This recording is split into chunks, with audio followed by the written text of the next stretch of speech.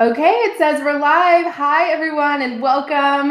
This is Helena Hart, and I'm so excited today to be chatting with Mark Rosenfeld. He is Australia's top dating and relationship coach, and he's from Make Him Yours. I'm sure you're all familiar with him. He has an amazing, humongous YouTube channel, so we're so lucky to be talking with Mark today about this really important topic. We're going to just be talking about how to heal your heart and move on from someone you love so you can move on to attract that right person for you. This is something I've been getting asked about a lot lately, so I know it's something we've all struggled with, and Mark's going to help us all out with this really important topic today. So welcome, Mark, and thank you so much for being here. Thank you for having me, lovely. I'm so excited to be here, to be on your channel. For those of you that don't know, me and Helena have been chatting a little bit just behind the scenes about this broadcast and about some future plans. And the more I've gotten your vibe, the more I've just been like, I'm so excited to work with you and do stuff with you. Oh my gosh, yes, I'm so excited too. I didn't even know. Can we talk about April? Everybody go subscribe to Mark's channel because he's going to be flying out here to film some stuff with me and some, right? We're coming to visit. We're even trying to twist a certain somebody's arm to come and join us. Can we mention names, Helena? Let's mention names. I think we should go ahead and mention names. Okay, I don't even know what you're about to say right now. What are you about to say? We're seeing if we can get Mr. Clayton to join us. So it depends on his schedule. But he might be too cool for us. Anya, you guys all know and love Anya Grace. I got her involved too. So we're going to be doing some amazing things. So make sure to subscribe to Mark's channel. I'm going to add your channel to the list of my featured channels, and I'll post a link in the description so everyone can go check out what we're doing. It's going to be so much fun, and we're just kind of waiting for some people to join. So while we do that, Mark, can you kind of, oh, perfect. Hello, everybody. Thank you so much. Someone's asking if you can show your abs. Davida wants to know if you can show your abs. Helena said I had to put a shirt on for this. I was like, Helena, it's a lazy morning. It's a Saturday here. I don't have clients for 2 hours. Are you really going to make me do this? And she's like, Mark, put a shirt on and I'll put pants on. I'm like, all right, deal. And now we're all wearing clothes.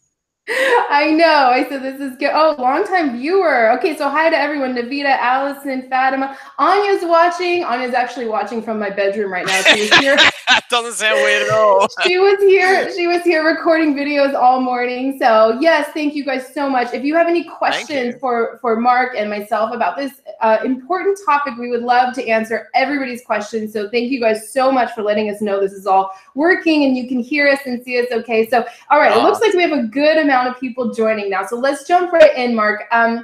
Why is it so difficult? I want to start with this question. Why is it so difficult to move on from a partner who you love, right? Even if you like logically know, like, okay, I know in my mind that this is not the right match for me, or he's not stepping up and committing to a relationship. Why is it so hard to let go and move on sometimes? Yeah, it's hard, right? It's hard. And you know, we talk about being vulnerable, the importance of being vulnerable, letting someone in, letting someone affect you. And when we do that, you know, there's a reason that losing our partner hurts so much. But, you know, if someone we don't know on the other side of the world loses their partner, we don't feel that. We just get on with our day, right? Let's be honest. We can kind of acknowledge that it's sad, but it doesn't affect us whatsoever. When we're letting someone in and we let someone into our space, we're literally opening up the cells of our body to be affected by them. So, you know, we see them and we hear them and we get all the input that they're in the room, or we get touched by them, and our cells are affected in really positive ways most of the time, at least early in the relationship. So our cells get used to this kind of trigger, this balance of input that comes from this specific person that feels great and we're connected to. And then suddenly that all gets taken away, and at literally a cellular level, we enter this mourning process where we got used to, and whether it's the addictive quality of it or whether it's simply the heart connection quality of it, we got used to that person's effect in our lives. And then suddenly realizing that, whoa, we're not going to get that anymore is tough. Like our neurology, at a cellular level, our cells cry and they say, I love the effect that person had. I love that you let that person in, and get it back, because we don't want to miss that. I totally agree. And by the way, every time I'm looking at my phone, I forgot to tell you before, this is our first live stream. I'm just reading the comments. I'm not like getting bored and Nice, checking nice. You're my like, Facebook. I have to Yeah. text someone. Mark, I'll be right back. I'm a really busy woman, multitasking. I'm just checking the chat, and thank you guys so much. And I totally agree with everything you said. It's like we get so deeply bonded. I mean, even Yeah. physiologically, right? Not just Yeah. emotionally, but we get bonded like on a chemical level to someone, and you just feel like I can't live without this person. Like I'm going to physically not be able to survive anymore without them. And have you experienced that? I know it's just like the worst Oh, feeling, right? 100%. Yeah, 100%. And, it's such a sucky feeling. Nonetheless, our ability to ride those feelings and know that we're okay. And I mean, when my major breakup, the big thing was like, I was like, oh, this has happened, and then oh, this is gonna hurt.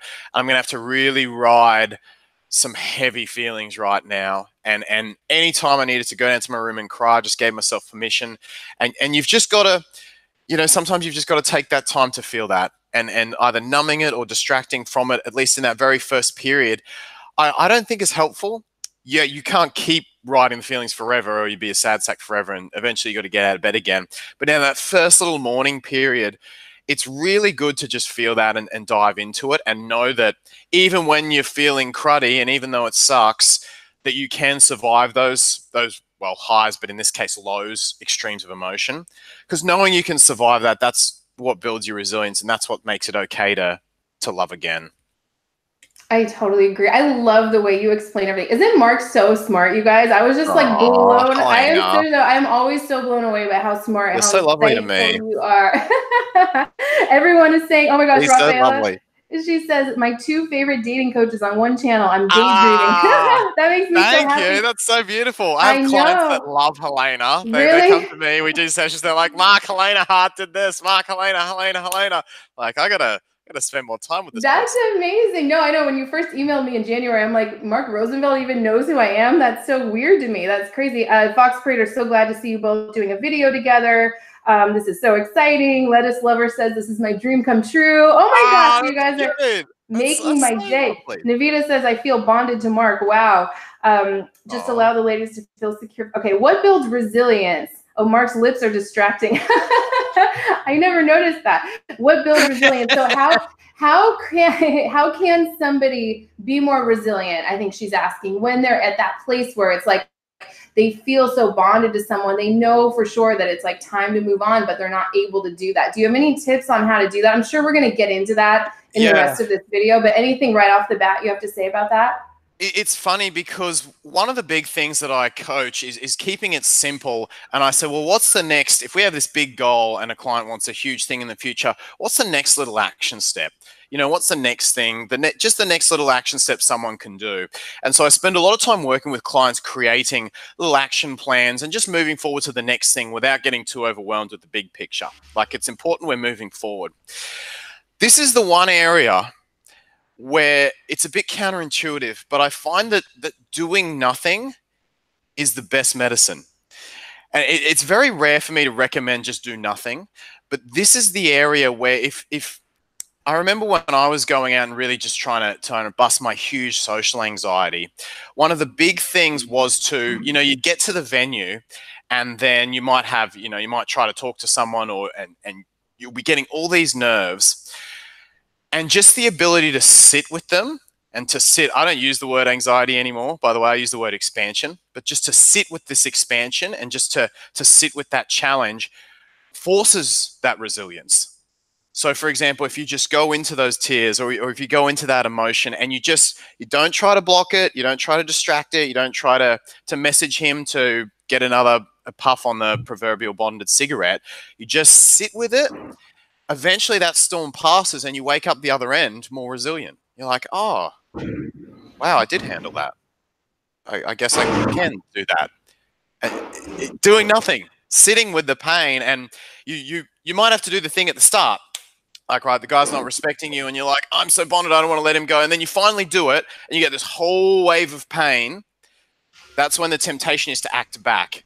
And that's when doing nothing, you just sit with the pain. Every minute you sit with it is like a minute of expansion, a minute of win. And you do that for long enough, your resilience will skyrocket.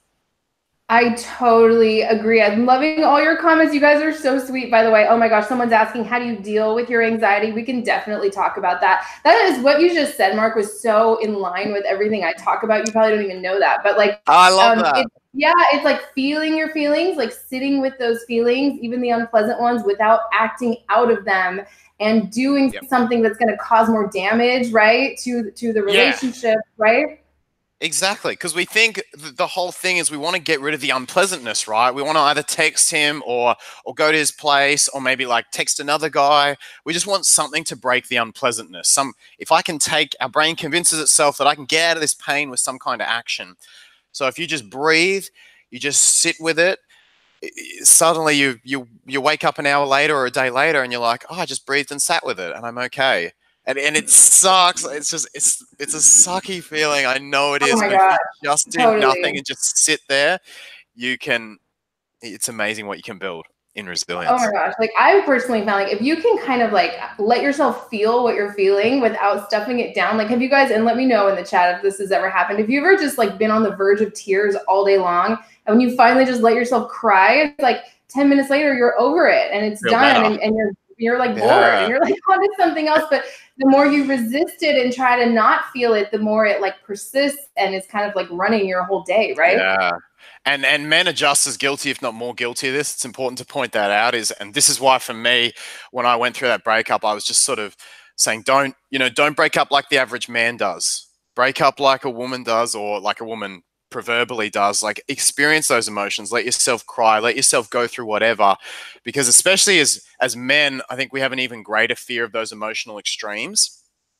And the more I coach, the more what I'm seeing is if someone cannot handle those emotional extremes, if they're not capable of going in for this bad 10 minutes or however long it is, you'll either see one of two things. You'll either see numbing behavior, which is if you think of it like a curve going up and down between the two kinds of behaviors. If someone can't access the extremes or doesn't want to, they can either numb them with distractions, or you will get this weird erratic behavior when they get near those extremes of emotion. So you'll get the more you push down emotions and the more you don't process them, the more you'll end up finding that it comes out in weird ways. And guys will do this too. And a lot of inexplicable behavior from guys is because maybe something with you, maybe something completely unrelated, has pushed them into this really uncomfortable emotional zone they don't want to deal with. And then they flick out of it and do something, for lack of a better term, spazzy. And suddenly, like, his behavior makes no sense. And it's like, he's kind of entered a emotional red zone that he doesn't want to go into. And pushing that emotion down has this rebound weird effect on his behavior. I totally have seen that for sure. And with clients working with so many, and it can be so confusing. And you guys, these questions are amazing. How can you maintain I wish I could see. I can't see the chat. Yeah, you can if you want, but I'll make sure we get to all the questions. So you guys, Okay. we won't let any questions go by. Someone asked how tall you are, and that's the most relevant question on the I whole know, stream. right? That's fantastic. This is a great question. How can you maintain composure of facing the person you love detaching from you? How do you move forward from a love? That's a great question. How do you deal with someone who's detaching from you? How do you maintain composure during that time? Someone's asking. Yeah, cool. I think one of the best ways to do this is to remember what that person lit up in you in terms of the opposite energy. So if my girlfriend comes along one day and says, out of the blue, Mark, we're done, the first thing that I'm going to do is feel a massive loss, a shock loss. And the next thing I'm going to do is I'm going to feel like part of me is missing. I'm going to feel like her presence, her energy in my life is missing, and that I'm at now risk of a massive loss. So all the feelings that I would get around her, which, for example, one of the big gifts that a woman brings to a man's life is his ability to sense, his ability to just be present. The way she touches him, the way she helps him connect, it brings him into his own feminine. Right? When he's really intimate with her, which is some of the most beautiful moments as a couple, I can enter my feminine with her and really feel deeply and really be emotional. And I can dive into such depths of my feminine. And I'll usually give myself the green light to do that without even knowing it around a girlfriend. So if that girlfriend comes along and bombs me and says, hey, we're done, that's what I feel I'm missing. That's a big part of an example of something I feel I'm missing. So what I do there to keep composure is I've got to dive in and realize that it wasn't actually her feminine that did that. It was her lighting up my feminine.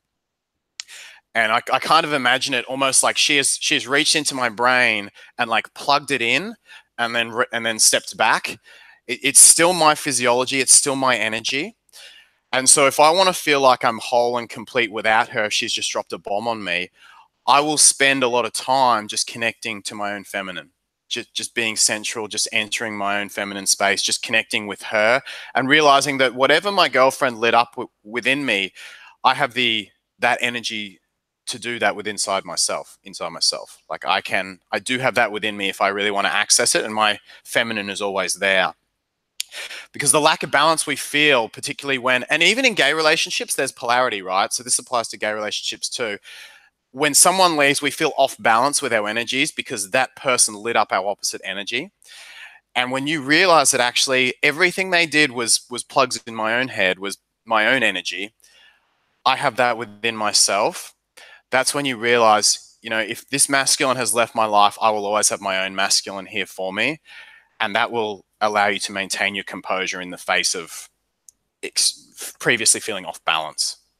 Oh my gosh, that was so powerful what you shared. I actually have so much to say on all of that. So that was amazing. Yeah, amazing. Yeah, it's a lot of times we're looking to a man, or men do this with women, to kind of solve something internally that feels off with us, right? Like, for sure, yeah. There's so much that goes into that. I always say you attract a mirror image of your own masculine energy, right? So yeah. what did his So from the other side of it, from a woman's perspective, like what did he provide for you that you can actually provide for yourself, that you don't have to constantly feel this loss or feel this void because this person isn't in your life anymore? That was really powerful. Wow. Larissa says that's so necessary and can take a long time, but it's getting through. Anna says it's so good to see you both collaborate like this. You have to accept the pain, feel it, and then let it go.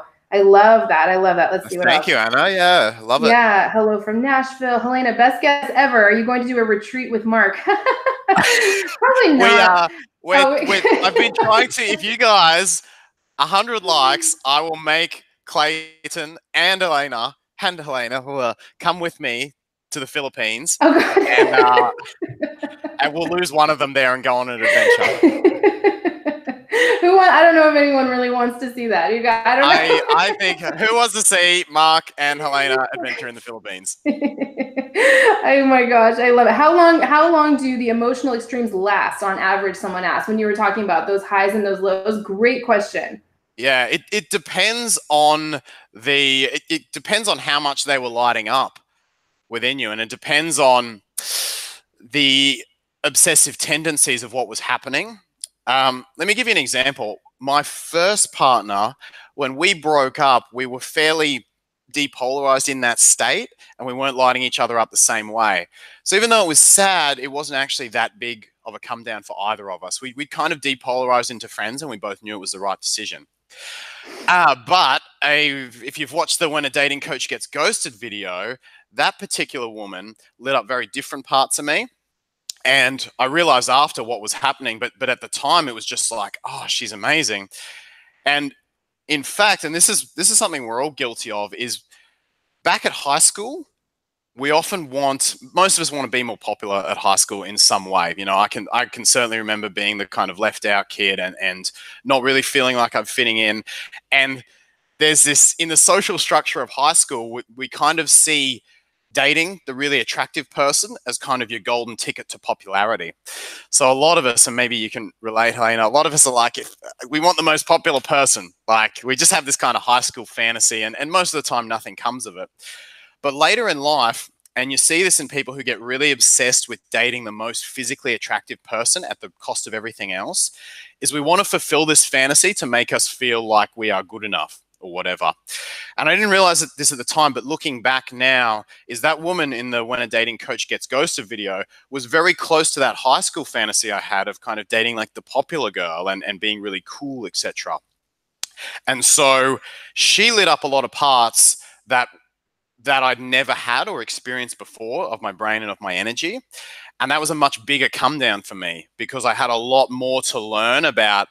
It was almost like she was almost like a golden key that opened up a part of my brain and my energy that I had been very poor at accessing before.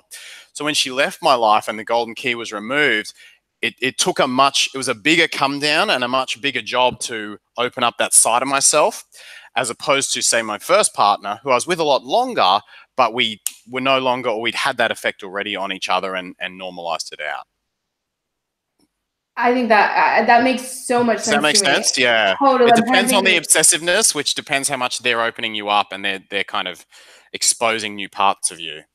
It's like, and I could relate to this in maybe like 10, 15 years ago, like being attracted to someone who's super powerful, ambitious, successful, was actually like a part of myself that I was totally ignoring, didn't feel worthy of. So I was attracted to that in men. And those were also often not the best relationship partners I found out, right? Yeah, right. But until you've actually gone through that and you're like, you kind of have this fantasy and then it opens you up and then you realize I can feel, for example, powerful, whatever the feeling that you got from dating that guy, whatever the feeling I got from dating that woman, we can feel that on our own.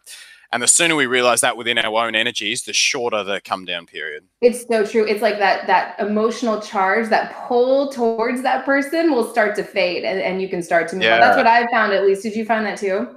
Yeah, absolutely. Absolutely. I also work in certain cultures. I find this is worse.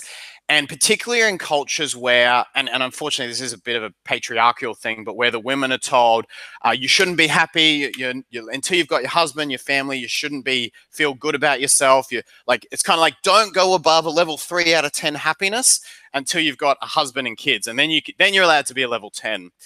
And so we sort of put a big firewall in front of anything over 3 out of 10 happiness. And then a man comes along and unlocks it. And we think, oh, he made me happy. When in fact, it was actually us making us that happy. But the sooner we realize it and break away from some of those cultural patriarchy type norms, the sooner you go, I can be happy within myself. I don't need a man for that, but I want someone to share my life with regardless. And you're fine either way.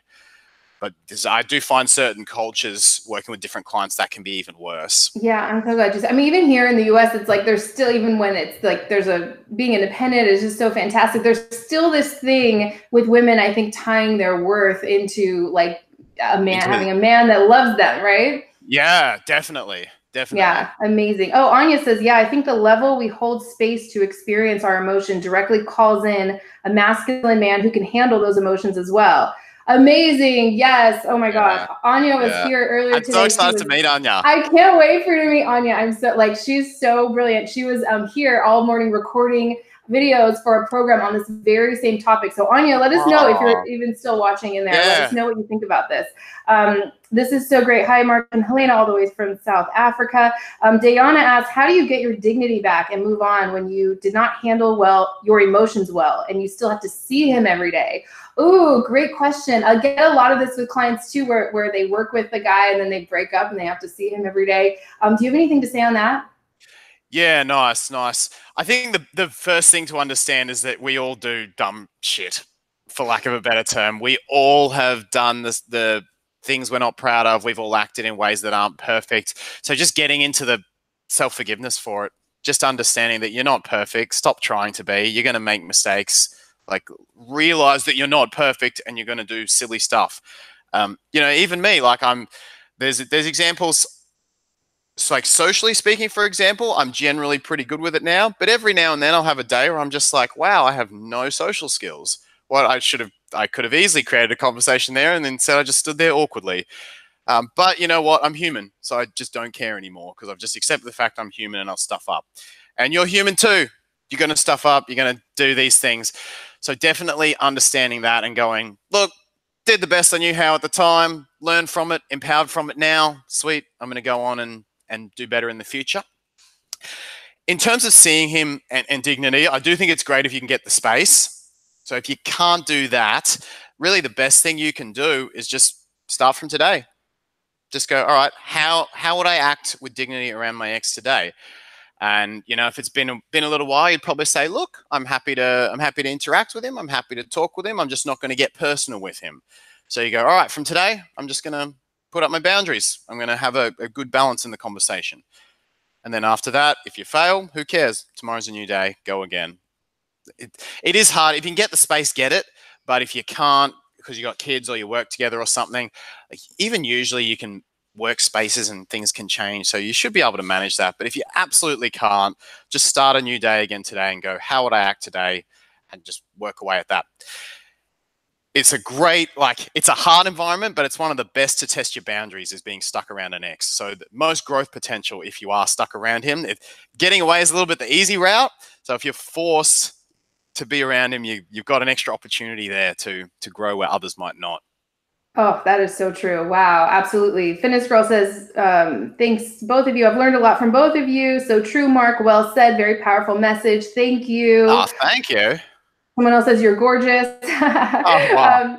That's what I feel. Massive loss, but I managed to smile at him, hold his hand, tell him to his face, okay, with your happiness. Where can you be happy with someone else? Very painful. Nice. I'm now concentrating on the internal and the vibrations I get and not so much from the external. Amazing, Allison. Oh my gosh. That is so good. Beautiful. That's beautiful. I think being able to stand in your vulnerability, and if someone's, threatening to reject you, saying, look, I want to be your girl, I want this. If you don't want it, that's going to make me super sad, but I'm not going to chase you either. Like, where I stand. I've got my own masculine if I need it. And if you want to be with me on this journey, that's awesome. If not, eventually I'll find someone who will. So this is in your court. And it's hard to be that vulnerable, but when you do, you walk away with absolutely no regrets and no doubts. Absolutely. Yeah. Stacy says, Mark, how do you respond, or should you respond, when an ex that you dated for 5 years, who in recent months admitted to having lingering feelings for you, now has a new girlfriend and he starts reaching out to you? How should she respond? I probably wouldn't. I mean, I might, if an ex messaged me in that situation, depending obviously what the message was, hey, Mark, how's it going? I'd probably say, hi, yeah, good. Hope you're well too. I wouldn't incite another response. I mean, it just sounds like to be honest, I'm getting already narcissistic vibes from that. And I wouldn't be giving that person a lot of my time or attention. I totally agree. Yeah, I totally agree. Someone says, I've realized all the good things don't come until you're happy within myself. Very insightful, Mark. Well said. Somebody asked, how do you know when to end a relationship? Great question, Tiffany. I'd love to hear your thoughts on that, Mark. Yeah, nice. That is a good question. How do you know when to end it? So I have a few different ways of tackling this. One of the simplest is I simply say, if nothing changed right now with whatever is going on, would you be okay with that? Long term. So, people have superficial problems. Oh, he always leaves the toilet seat up, or oh, he always, I don't know, he always underquotes when he's going to be home by an hour. Those things are pretty annoying. But if those are the worst things he ever does, that might be, and you're free to say, hey, no, I can't deal with that. But to be honest, if those are the worst things he ever does, you'd probably say, okay, he's great otherwise, takes me on dates, create space for me, blah, blah, blah. I can deal with these problems long term. But if once a week he resorts to some kind of, I don't know, emotional manipulation, or if he is just really violating your boundaries once a week or whatever it is, just ask yourself, is this a problem I could live with long term and still be really happy with my life, relationship, and choices? And I think that's the best way to clear through the shit between annoying versus this is actually a deal breaker boundary standard for me. I think that's great. I think that's really good. Yeah, something I always say is when you kind of come into alignment with who you really are, right? Doing all these things that we've been talking about since the beginning, right? Like embracing your feelings, loving, accepting everything that's coming up in you, rather than stuffing parts of yourself down and trying to be more reasonable than that and rise above it. When you come into alignment with yourself, it's kind of like the right people tend to come right into your life, right? And the wrong people tend to fade away, and you don't have to micromanage it. It's like this natural attrition process that happens, right? Where it becomes like the most obvious choice in the world. I relate this, obviously, connecting to your heart and your feminine energy and your feelings.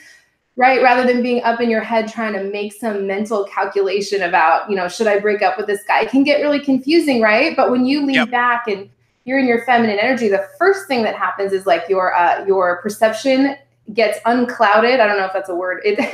Your perception clears up, and I think so. right? Yeah. And your intuition kicks in, and your intuition kind of comes online, and you can really feel like, is this a good situation for me? Is this the right person for me? Or is it maybe time to move on? And when you're connected to yourself like that, the choice is like really obvious. It's like the most obvious thing in the world. Have you found that as well? Yeah, I think really diving into your intuition and helping clients when they get that healthy masculine and then really enter their radiant feminine in their intuition, they know healthy from unhealthy, and they really do know what they need to do. They trust that instinct, learn to separate it from insecurity, and as Helena says, really just sit back, trust that intuition, trust that instinct. And I think deep down, virtually every woman who's come to me, if you really get her vulnerable and in that feminine, she will know what the right decision is. Yeah, it's like you like I said, the wrong people tend to fade away, the right people come in. You don't have to micromanage it. And it's like the most relaxing way to live your life. You don't have to micromanage anything. You just see what shows up, respond to your own intuition, your own impulses, and then respond to what's in front of you at the same time, right? Yeah, nice. Amazing. Like yeah. Okay, let's see. Luna says, I pushed my ex away with my masculine energy. He said he wants to start over as friends. However, we have a business together. How can I balance masculine and feminine energy while working together? Wow, great question. Oh, Lord. Okay. They have a business together, but they're broken up. So they have a business together, they're broken up, and he's wanting to be friends. Yes, he's wanting to start over as friends. Oh, there's a lot to that question. I think a big thing is you've got to, it depends how much time you're spending on the business together. There's a misconception about masculine energy in that you always have to have this really pushy style of masculine energy in business. And it's not necessarily true, because a really secure, healthy masculine, I kind of think like a lion. Like lions sleep most of the time, right? By definition, it's a very relaxed, healthy, safe masculine.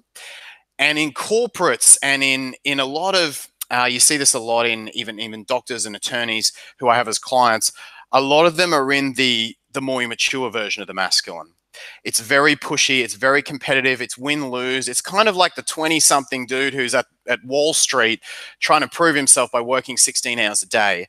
That's the pushy masculine. And you can evolve that into a really safe, relaxed, healthy masculine, which actually radiates your feminine more. And I have a few clients who have done this. One's a doctor, and she said, I used to be really, really in my pushy masculine at work. And now she's realized I can just enter my feminine, I can let things happen around me, and I can still get the job done. She doesn't feel this competitive need of the immature masculine to push, push, push. She can actually still be a fantastic physician in her safe masculine, and it radiates out her feminine. So there's a bit of a misconception there, and this is probably a situation I'd want to work through with this particular client in a bit more depth. But she needs to then go back and go, okay, how's the business operating? How can I be in that state in my business life? And then treat the relationship as a separate thing. Okay, is he going to serve me? Is he going to create space for me? Is he going, has the shit that broke us up in the first place changed? I'm sure you guys broke up for some kind of, you said maybe masculine energy, but you both had your shit, I'm sure, in that first relationship. So in the new one, has that changed? Like, has it actually? Have you guys come to a new place, or is it just going to be a replay of the last one? In terms of starting a relationship, that's where I would be at. You can certainly have a working business friendship, but if you're thinking about getting back with him, I'd be, what were the problems? Are they still present? And how can I get to know him on a relationship level to test that? Okay, yeah, I love that. I really like that answer. I don't have anything I don't have anything to add there. You said it all. Yeah, it was amazing. Someone asked, should you ever fight for someone? Not literally fight, more like fight to save your relationship.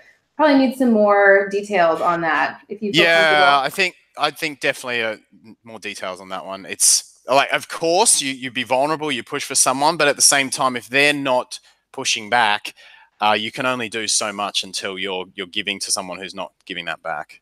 Yeah, absolutely. Someone said no micromanaging. Well said, Helena. True, Mark. Yeah, Pushy nice. masculine. It's not a game. Go with the positive flow. What do you have to say on soulmates and twin flames? Is it a fantasy Oh, or is there something in it? I don't mean in a oh. supernatural way, just two people connecting on a core level. I have no idea what you're going to I'm say plugging about in that. my I'm so laptop curious. team because Oh, I'm going to run out of okay. battery here. So we are all good. We're plugged in now. You can still hear me. Yeah. Check, check. You can hear me? Uh-huh. Yeah. Soulmates and twin flames. Helena, before I answer, I'd love to hear your thoughts on this, actually. It's I so feel funny. like I've been doing most of the talking here. I would I just really dropped love my to hear your phone. opinion on this.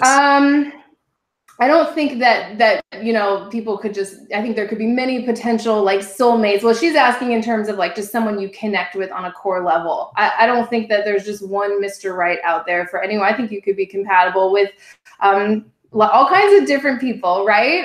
In Definitely. terms of, she's not asking in terms of like a supernatural way. She said, "What do you have to say on that?" I don't. So, do I believe that there's just one person out there for everybody? No, I don't. I think there Yeah. could be many Mr. Rights for you.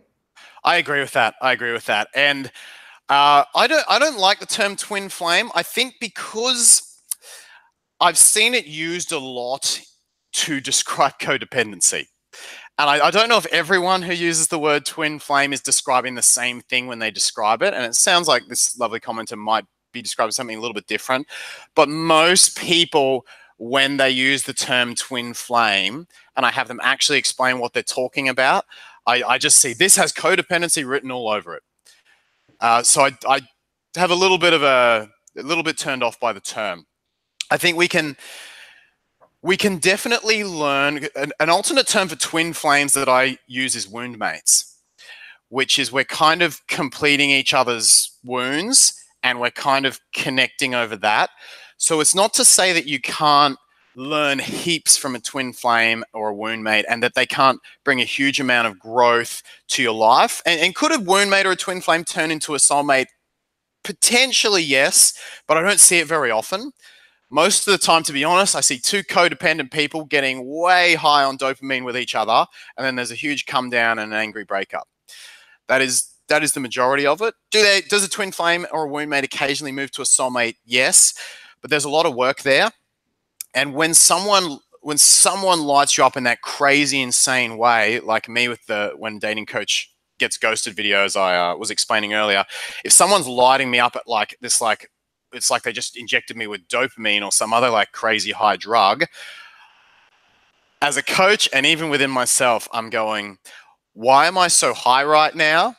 And what is it that this person's lighting up in me that I've either shamed, disowned, or never accessed? And if I can use a twin flame to figure out the answers to those questions and my twin flame can do the same, we could potentially grow into healthy, complete soulmates as individuals and together. But I don't see that very often with twin flames. Most of the time it's obsessive, we're codependent. Oh my gosh. I feel like we should do a whole nother video just on that topic. I have so much to say on that too. Yeah. I think in society we're conditioned. Like this person will complete if I just find my twin flames. Like, no, that's codependency. That's how that works. Yeah, or somebody comes along and they fit right into our old, sometimes toxic relationship patterns or like what love felt like to us earlier in life. And then we're like, oh my gosh, this person feels like home to me. We're soulmates. We're supposed to be together. And then they put that label on it, like we're supposed to be together. I hear that a lot with and going back to this topic. I know, right? I'm sure you get that a lot too. People think we're meant to be together. We're supposed to be together. Then what do? They tolerate bad treatment, right? They accept poor behavior. Do you see that a lot? Because you have this overarching thing, which is like, we have to be together, and everything else, you kind of just, we're together, and you shut your eyes, you just keep walking forward in the relationship. We're meant to be together, and 6 months later, you wake up, and it's bad. Totally. And you're like almost choosing them from a wounded place. Like you explained with wound mates, like you're choosing them before they show you that, that they can do relationship or that they're even interested, right? You're like choosing a man before he's even shown you. Exactly. I think I saw in one of your videos, Mark, something that was so great. You said, judge a man in relation to his actions towards you, not on something else like that. Or do I have that right? I don't know if I said that right. Because we get obsessed with this idea, right? We're like, I'm going to date someone who does this job and who has like, I don't know, 6 foot tall and brown eyes. And we get this idea. And then we match the idea in someone and we're like, ticks, this person should be with me. And I don't care if he's Prince F and Harry. Like, if he hasn't put effort into you, if he hasn't demonstrated relationship skills, healthy boundaries, personal responsibility, energetic balance towards you, he's not a good partner for you. He has to be showing those traits towards you on a consistent basis over time. And that is what makes him a good partner. Not having it, not doing it once, consistency over time. And then you can say, okay, he's a good partner. And that's what qualifying is. I love that. There's like 20 other video topics that just popped in my head that I want to do. Allison said, gosh. Yes, please do a whole video on that topic of twin flames and codependency. That would be great. Somebody asked, let's see, how do I help someone suffering from severe trauma bonding to codependency? Do you know anything? I don't know a whole lot about that, to be honest. Do you, Mark? What was the question? How to help someone? It sounds like she knows someone who's suffering from severe trauma bonding because of codependency. Yeah, it's without knowing the situation or without being able to get more details, I'd say psychologist is the better person to ask. If it's someone, there's a little part of me that goes, is this a man you're trying to save from himself that you want to be with? Because I will get that a little bit, in which case he has to save himself. It's not your responsibility. But if this is a friend, you can demonstrate high self-esteem. You can give, particularly if she comes to you wanting help, that's when you can help someone. But definitely referring to psychology as well is a really important there. Absolutely, yeah, because it sounds like kind of a severe situation. Somebody says, I feel like there's something in it, but what people are doing is creating a story and prioritizing it instead of themselves. Absolutely, yeah, for sure. Equal and consistent, well said, Mark. Yeah, there really is something to this, like, we get so deeply bonded to someone, and then like going back to this topic, it's like we feel like we can't let them go, and then we just start kind of like rationalizing, like, well, maybe that wasn't so bad, maybe I can get over this thing that happened. Do you have anything to say for a woman in that situation? I see it all the time. I see it in like the comment sections on some of my videos. Women who you can just tell are totally attached to men who are wrong for them in every way, not treating them well. It's a really common thing. Yeah, definitely. I'd say two things. The first is to go back to what we were talking about a little bit earlier, which is refreshing your own inner masculine. Because I generally find that if a woman's doing that, it's because she feels either a safety, a security, maybe an excitement. There's a certain, usually masculine style trait that she feels she will lose from her life if she puts that standard in place. And thus, because she doesn't want to risk losing that, she kind of starts cashing in on her standards a little bit. And if you really know you can feel those things, like if you're connected to that energy, I'm safe without him, I know I'm secure without him, you won't. But the way I think of it, it's kind of like what a dad would say to his 5-year-old daughter, right? He would say, you are safe, you're lovable regardless, you are enough. So the daughter can hopefully make good decisions in her little like 5-year-old peer groups because she's got daddy's love regardless. Right. And that's the kind of way you think of your own masculine. If you've got that love regardless, you're not going to need to bargain in little bits and pieces of standards with a man who's not meeting them. The second thing, little language hack. Just a little tiny language hack. I have women switch the word but, B-U-T, to even though. So there's bad behavior and he said, oh, he does this thing that breaks my standard, but I love him. He does this thing that's not good, but I love him. There's always this standards breach, but I love him. And I would say switch it to even though. So but becomes even though. Even though I love him, there was this standards breach. Even though I love him, I need to take action. Even though I love him, he was a bad dude this week and he's going to get dropped on his ass if he keeps this up. So tweaking but to even though is a huge language shift that just helps you apply that inner masculine stuff in a real world practical way. I love that. Wow. That's amazing. I've never actually heard anyone say that before. Did you make that up? That's super brilliant. That's actually going to be part of my book. So we're going to talk about that. Just switch but to even though. And it's like, so we're not saying you don't love him. You're allowed to love him. It's just even though I love him, he broke my standards and I need to do X, Y, Z. So good. So good. Carrie has a great question. Any thoughts on how to move through not receiving closure? Oh my gosh, I have so much to say on that. Ah, I kind of go think, on, Helena, take it yeah, I'm like, away. I kind of Helena's like, think, oh, what do I, what do I, what do I, what do I, what do yeah, I, what do I? right. I kind of think closure is overrated. It's like we can sometimes use it as an excuse to stay stuck on someone. But it's like, oh, I never got that closure. Where sometimes it's like that closure is not going to come. Like he's gone. He's not, he's not texting you back. He's not responding to you. You're not going to get that closure. So a lot of times a man's actions is telling you everything you need to know. And just because you didn't have the closure conversation doesn't mean you can't heal yourself and move forward. That's kind of my thoughts as an overview. What do you have to say on that? I like it. I like it a lot, Helena. It's spot on again.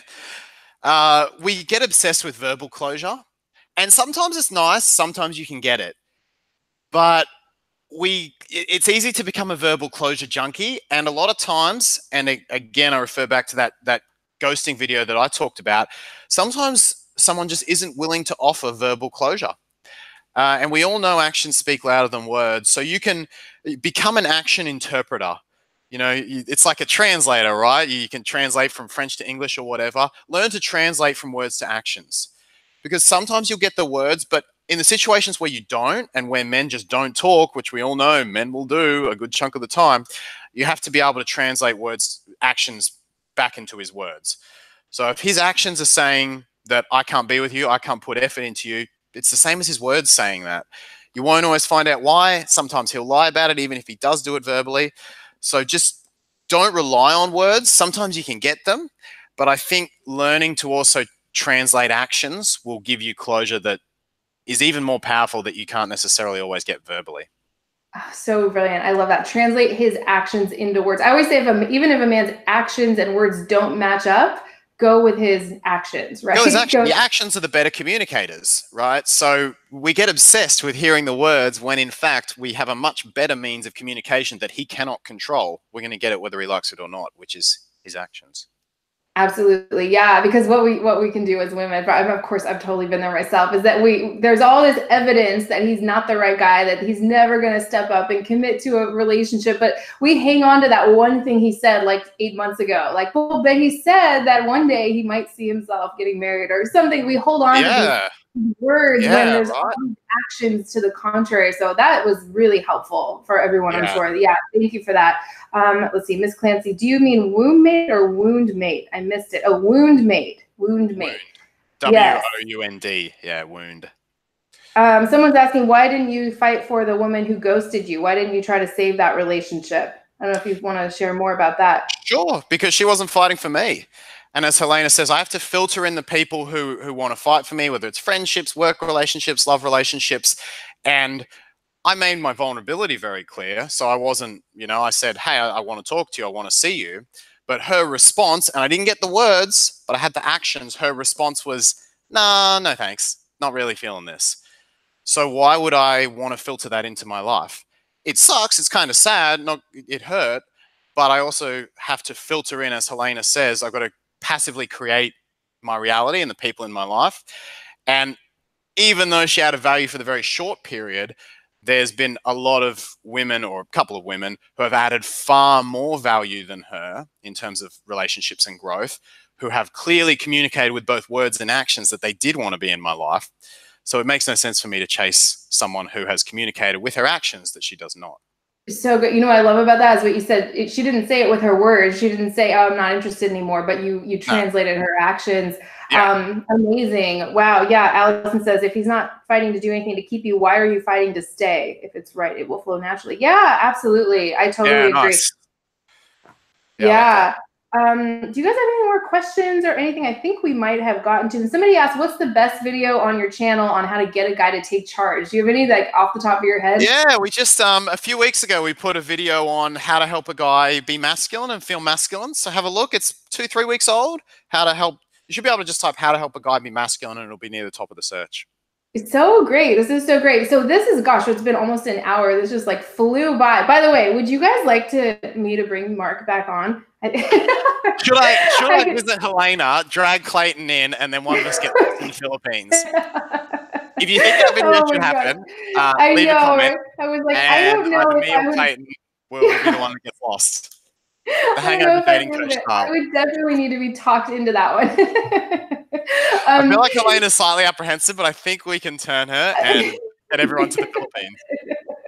Oh my gosh. Oh, everybody's saying yes, yes, hell yes. Thank you. Okay. I shouldn't have asked when we were We're live. going to the I Philippines. know. Nice.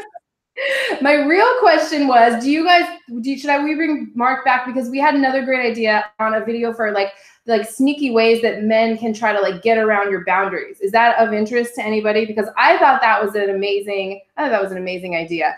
Thanks guys. Please do more sessions with Mark. Mark is awesome. He's the best. Yes, he has so many Thank views. you guys. I Yeah, really it's just on appreciate and on that. and on. Yes, he's awesome. Yes, do more with Mark. It's just like, yes, bring Mark back. How do I get my lovely guy to be more affectionate? It's a little off topic, but I think we got to everyone else's questions. Did you have anything to say to Elizabeth? How to get my I guy think to be more affectionate? there's probably some bigger stuff. My vibe is there's some bigger stuff going on underneath. If he's not feeling the natural affection, then I'd probably break down that relationship if this was a client, and I'd say there's a balance that's tipped now where you're being affectionate to him and he's not to you.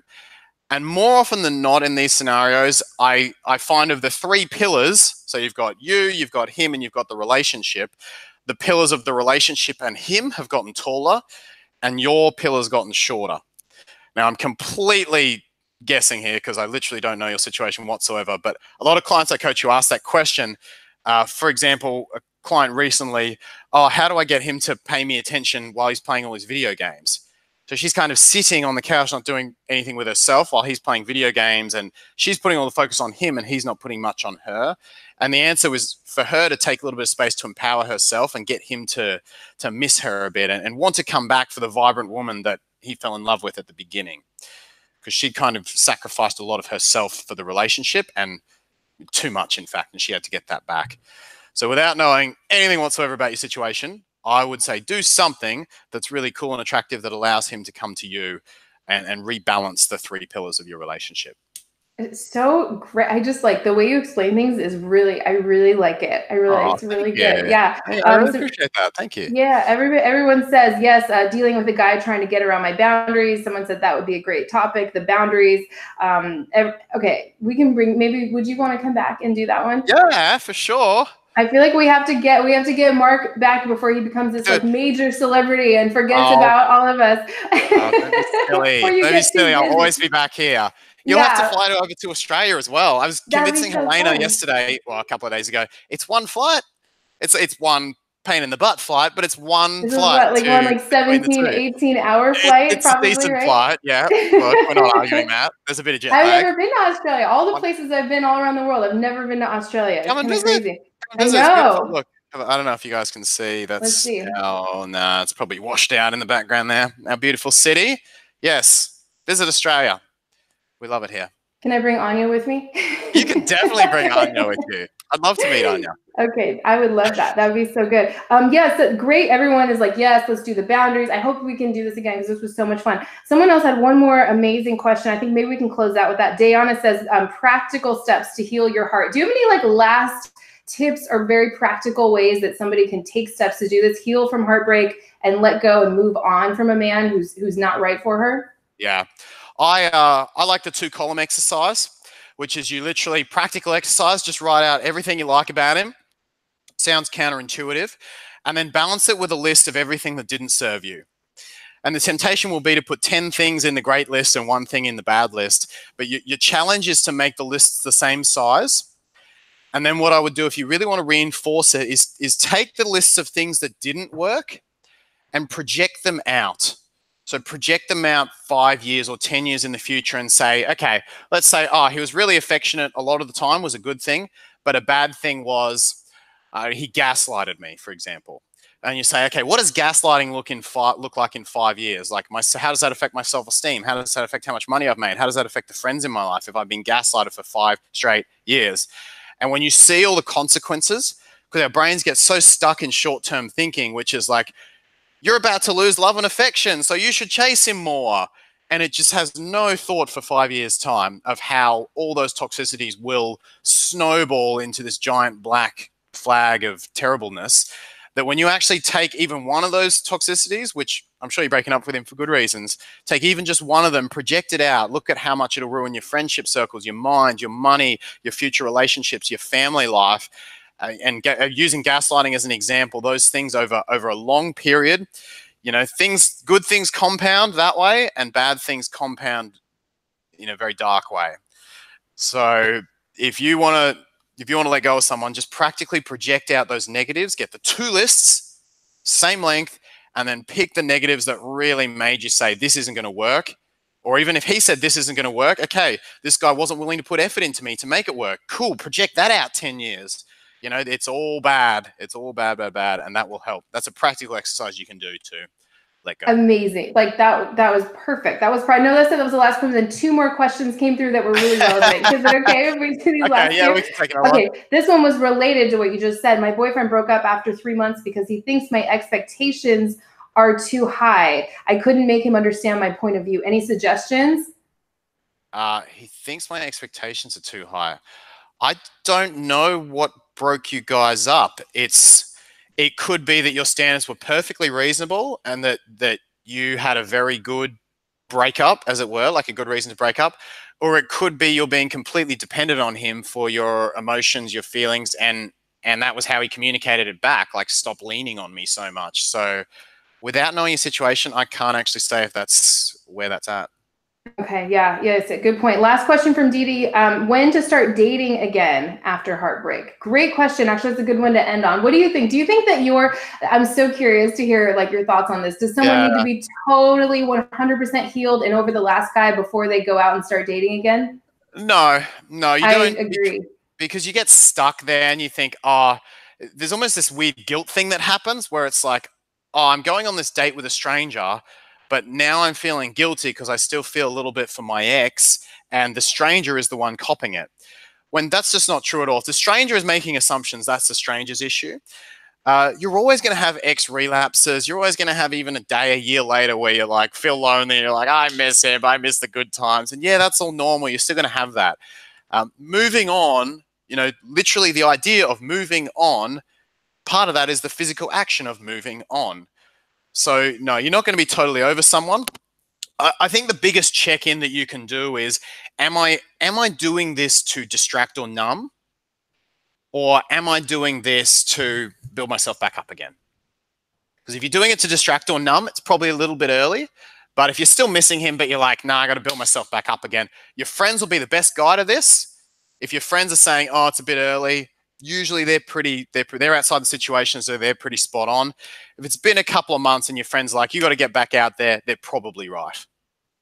I totally agree. I love that. So yeah, I don't believe that you have to get over the last guy who broke your heart before making yourself available. But just like you said, if you're jumping from relationship to relationship, just fill the void and not feel what you're actually feeling. Yeah. Obviously you want to heal a little bit from that. And then of course, I think, if you're waiting until you're totally have no feelings of love for your ex anymore, you might be waiting a really long time, right? I've seen people wait 5+ years because they're not actually moving on. So the physical thing of staying stuck is actually mentally re-energizing itself, where they're mentally staying stuck. So at some point, you have to take the action to move forward. I totally agree. Okay, I think that's a great place to end. This time just like flew by so fast. It was amazing. It's already been an hour. It's crazy. Let's tell everyone about your free gift. It's in the description right below this video right now. Everyone can go check that out. Yeah, jump on board with the guide for 10 male dating personalities that lead to heartbreak. So this is a really important one. It might not be as popular as my texting guide, but this is the one. If you're going through a breakup, if you're going through a heartbreak, it really reinforces a lot of the wrong people to just remind you that you made the right decision. It's a really good starting one to just look at those signs and know what it leads to, know those personalities, and gives you that extra bit of sticking power to not text him or just sit with that negative emotion and let it storm past. So good. I mean, that's perfect. Yeah. So that's in the description. Everyone go check that out. It's free. Also, go subscribe to Mark's YouTube channel. He has amazing videos. I love your videos. Are so good. They're so good. Make sure you subscribe to Helena's as well. And can I just say as well, if you're thinking of hiring a coach, I do get women that come to me and they book a session. And then in the time between them booking the session and them doing the session, they say, oh, the relationship broke up. I don't think I need the session anymore. And that makes me kind of sad, because when I've gone through a breakup, the first thing I will do is chat to my own dating relationships coach, because that is the best time to be talking to a coach. So whether you book in with me, whether you book in with Helena, whether you book in with someone totally different, I don't care. But I'd really encourage you, just like we do, to take action. Your coach can help you get through that breakup. He or she can help accelerate that process and empower you through it. And it's some of the best money I've ever spent has been on my coach just after a breakup, because they really can help you get through things there and empower you through it. Amazing. I totally agree with you 100%. Okay, this was so awesome, you guys. Thank you so much for all your amazing questions and comments. Hopefully we can thank you. Yes, let's do this again soon. You want to do the one on the boundaries, the how sneaky ways that people can get around your boundaries? I'd love to. Okay, good. Yeah, I shouldn't ask when we're live. Probably you're gonna feel like you have to say yes, even if you don't have time. Let's go. Hey, Mark, take your shirt off. I love it. Okay, this was so much fun. Everyone's saying like this is so amazing, and everyone wants you back. So, which I knew would happen. It's so good being on. I'll have to get you on my channel. We'll have to hang out on my channel if I can figure out the tech behind it. Okay, yeah, I'll fly my cameraman to you and we'll just do it in person. I know, right?